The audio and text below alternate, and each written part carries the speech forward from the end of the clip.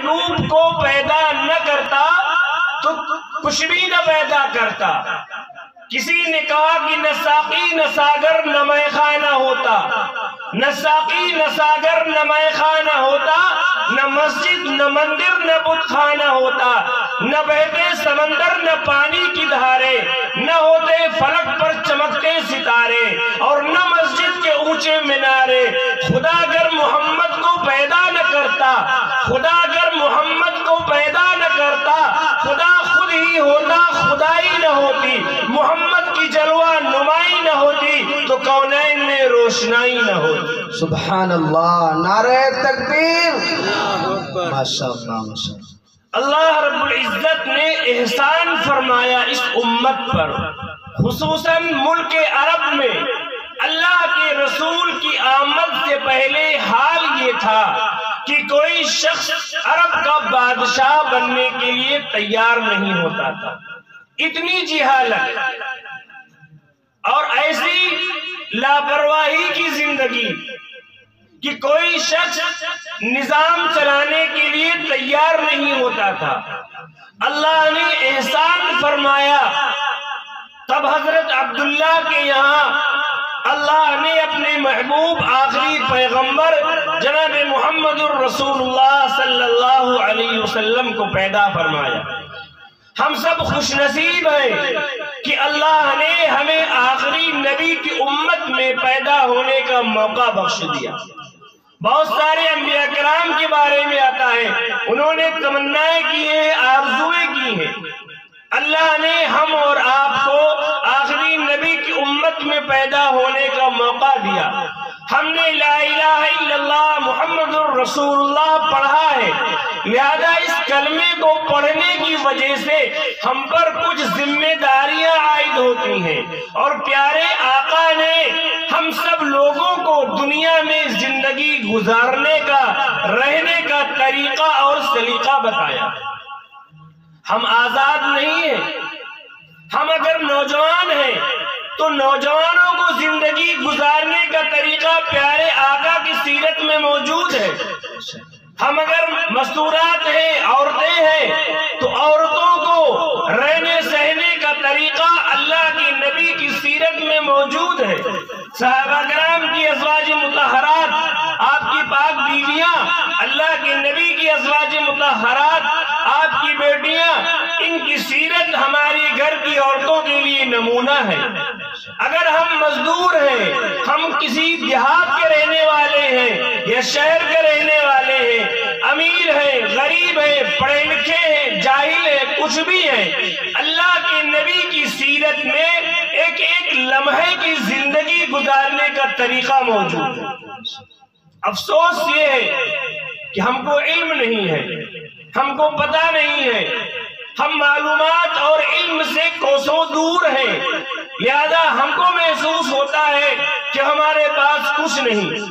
پیدا ہونے سے لے کر موت تک ہماری پوری زندگی کا ایک لمحہ، ایک سیکنڈ بھی ایسا نہیں کہ جس میں اللہ کی نبی کی زندگی میں، مبارک سیرت میں ہمارے لیے کوئی نمونہ موجود نہ ہو۔ اللہ کے رسول، اللہ نے آپ کو فرمایا وَمَا أَرْسَلْنَاكَ إِلَّا رَحْمَةً لِلْعَالَمِينَ، سارے عالم کے لیے اللہ نے آپ کو رحمت بنایا۔ آپ جب تلاش کریں گے، آپ مطالعہ کریں گے، آپ پڑھیں گے، آپ معلومات کریں گے، تو پتا چلے گا کہ اللہ کے رسول کی رحمت للعالمین سے کتنے لوگوں کو فائدہ پہنچ رہا۔ جب تک اللہ کے نبی دنیا میں تشریف نہیں لائے تھے، ہماری عورتوں اور مستورات کی کوئی عزت دنیا میں نہیں تھی۔ خصوصاً ملک عرب کا ماحول یہ تھا کہ گھر میں بچی کی پیدائش ہوتی تھی تو لوگوں کے چہروں پر سیاہی پھیل جاتی تھی۔ کوئی شخص اپنے گھر میں بچی کی پیدائش کو برداشت نہیں کرتا تھا۔ ملک عرب کا ماحول یہ تھا کہ کوئی کسی کو اپنا داماد بنانے کے لیے تیار نہیں ہوتا تھا۔ جب اللہ کے نبی دنیا میں تشریف لائے تو جو عورتوں کو مقام دیا، عورتوں کا جو منصب تھا، عورتوں کی جو عزت تھی، جو مقام اللہ کے نبی نے بتایا، ششتر ہے۔ جب اللہ کے رسول دنیا میں تشریف لائے تو بتایا دنیا والوں کو کہ اے دنیا کے لوگوں، تم جس عورت کو، جس بچی کو اپنے لیے بوجھ سمجھتے ہو اور جس کے پیدا ہونے پر تمہارے چہروں کا رنگ بدل جاتا ہے، تم جس کو اپنے لیے منحوس سمجھتے ہو، تم جس کو اپنے لیے بے عزتی سمجھتے ہو، اگر یہ تمہاری ماں کی شکل میں ہے تو اللہ نے تمہاری جنت اس ماں کے قدموں کے نیچے رکھی ہے۔ آج دشمنان اسلام کہتے ہیں کہ مذہب اسلام نے عورت کو کوئی مقام نہیں دیا۔ یاد رکھو، سنو میرے نوجوانوں، میری ماں و بہنوں، اللہ کے رسول نے عورت کو وہ مقام بخشا ہے کہ دنیا کے اندر کسی مذہب نے یا آقا کے علاوہ کسی انسان نے عورت کو وہ مقام نہیں دیا جو میرے مصطفیٰ نے دیا۔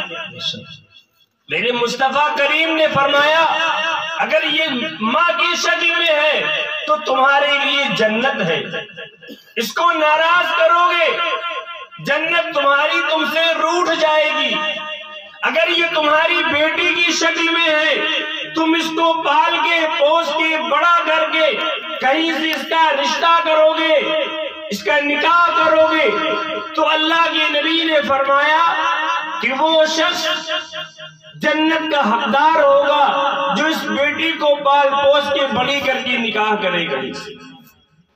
یہ مقام ہے کسی دھرم اور کسی مذہب میں جو اللہ کے نبی نے عورت کو مقام بخشا ہے؟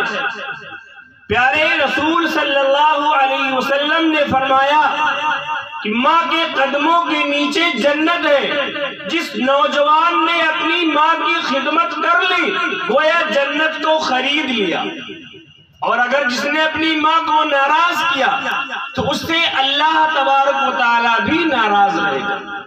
حدیث پاک میں آتا ہے کہ اللہ کی رضامندی ماں باپ کی رضامندی میں ہے اور اللہ کی ناراضگی ماں باپ کی ناراضگی میں ہے۔ اگر ماں باپ ناراض ہیں تو اللہ بھی ناراض ہے۔ آج ہم نوجوانوں کا کیا حال ہے، کیسی ہماری زندگی گزر رہی ہے؟